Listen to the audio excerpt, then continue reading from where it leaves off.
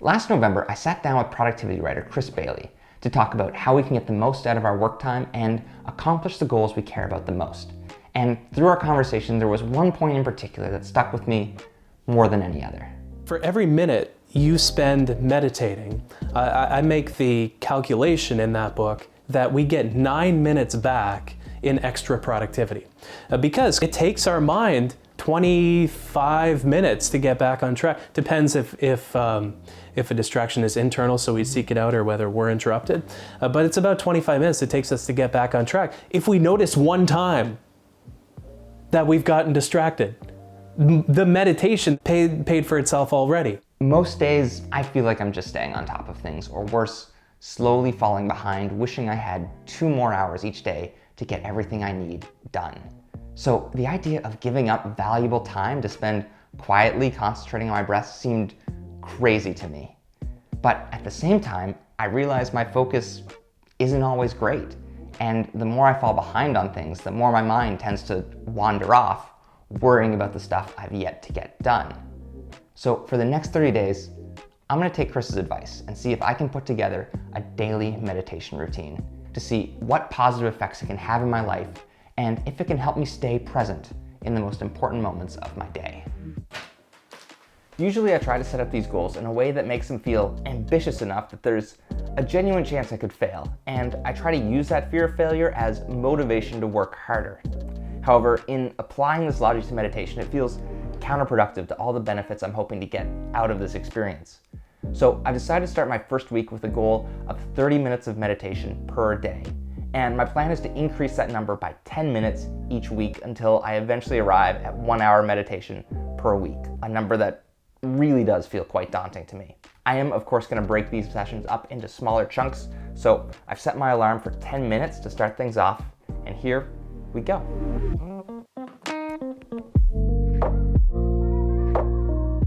I'm not trying any guided meditation programs to start out. Instead, I want to try old school sitting in silence and just focusing on my breath, being mindful of the different parts of my body as the air flows in and out. So I've just finished up my first day of meditation, and while this certainly isn't the hardest challenge I've tried yet, I absolutely hate it. I hate it. As soon as I'm into a session, I want it to end. My body feels fidgety, my mind wants to wander, and I keep trying to refocus it on my breath, and I've never wanted to quit a challenge more on the first day. I hate it. Despite my frustration on day one, I kept at it. And just like yesterday, my first couple minutes went okay, until I remembered something I was supposed to do yesterday, but forgot. Should I write it down now? No. Keep meditating. I'm supposed to be meditating. Wait, how am I gonna fit that in now? I should be working, but I wanna try meditating because my work hasn't been very good. Maybe it's not very good because I'm constantly behind. Will I ever make something good? I mean, probably not if I keep ripping off Matt D'Avella ideas. Wait, didn't he do a meditation bit just like this? Holy shit, I'm a complete hack. By trying to quiet my mind down for meditation, I was instead opening up the gates for a whole bunch of stress, self-doubt, and fear. Though I don't usually give much focus to these thoughts during the day when I'm listening to podcasts or going about my work. When I took all that outside stimulus away, it got kind of dark. So I've made an appointment to talk to 2 therapists at the Mindfulness Clinic Toronto to figure out what it is about meditation I am currently getting so wrong. We need to remember that meditation in and of itself isn't always relaxing, right? If our lives are really stressful, sitting down quietly might not be the first line of defense, because if we're very stressed, our prefrontal cortex is offline, our amygdala is firing, like the alarm bells of the brain are going off. And so it may actually be, if you're really, really stressed out, it actually might be better to do something that's more like yoga or Tai Chi or some push-ups, or like something that actually helps get your body and a physicality to it, something to focus on, but also something to like deal with the stress. When you're stressed and when you're dealing or struggling with it, we more likely lean towards the things and dwell over things that are not working in our lives. And we kind of have the tendency to emphasize on the things that are not working because we surely want to get rid of it or resolve. So one of the ways to do that is to name what's happening. So you rest on the breath, and then a really stressful thought comes up and you go, oh, there's a stressful thought. Oh, there's worry. Oh, wow, that's anger. Anger. Okay, back to the breath. So we're not trying to quiet down the thoughts or get rid of the thoughts, but if we witness the thoughts, they don't have as much power over us. And what does mindfulness look like when you're taking it outside of the meditation? Being mindful of where your thoughts are going, where your head's going, your emotions. Yeah, because we wanna have our thoughts, but our thoughts aren't reality. So the practice of meditation is it allows us to have a little bit more wiggle room with thoughts. You're like, oh, just because I'm having that thought doesn't mean it's true. But on the flip side, we don't have to argue with it either. We can just say, oh, look, there's a thought.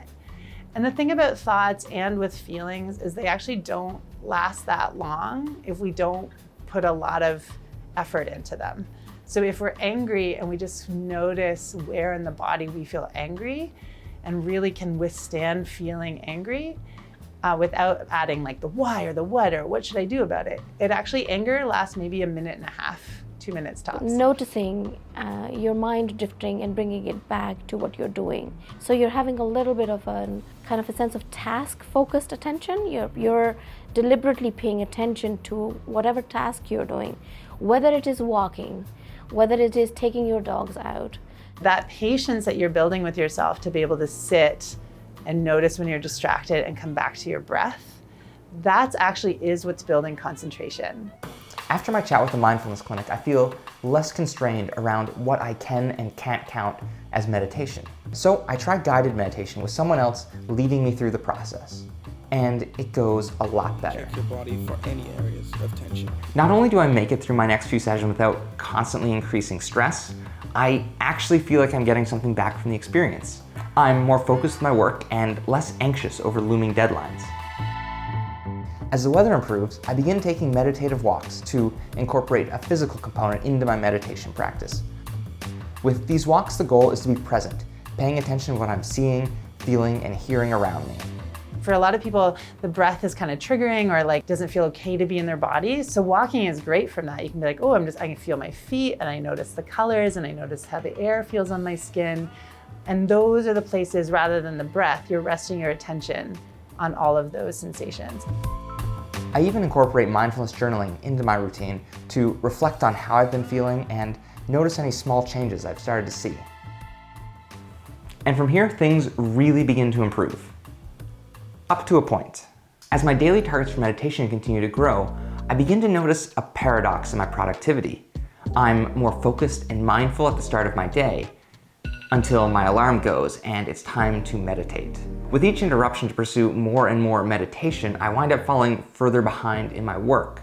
That's because when I do come back, my mind has already switched gears and I have to take extra time to get myself back into rhythm. These constant interruptions become a source of stress, which means I'm working harder to practice mindfulness while getting less back in return. So I quit. And by that I mean I gave up on my original target of trying to meditate 1 hour each day. Once I realized what was working for me and what wasn't, it seemed obvious to tailor my routine around where I was seeing value. So here's what I did for the final week of this challenge and what I plan to continue going forward.